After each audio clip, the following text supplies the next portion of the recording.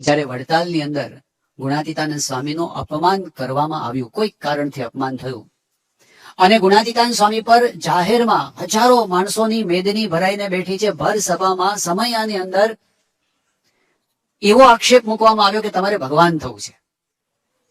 ગુણાતીતાનંદ સ્વામી જે અનાદિના દાસ ભાવના આદર્શ છે, અક્ષર બ્રહ્મ, એનાથી શ્રેષ્ઠ દાસ ભાવ કોઈ શીખવી ન શકે આપણને, એવું દાસત્વ છે એમનું.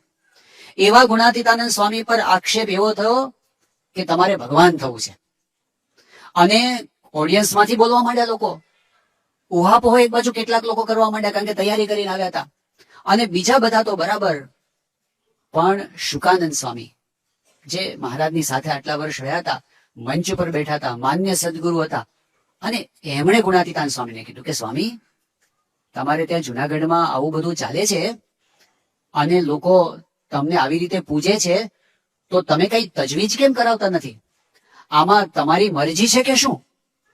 આ જે શબ્દો છે ને, એ વજ્ર પ્રહાર જેવા શબ્દો કહેવાય. આવા સંત માટે, ગુણાતીતાનંદ સ્વામી માટે, અને સમકક્ષ સદગુરુ જયારે જાહેરમાં આવું બોલે, 76ના મે વર્ષે એવું અપમાન થયું ગુણાતીતાનંદ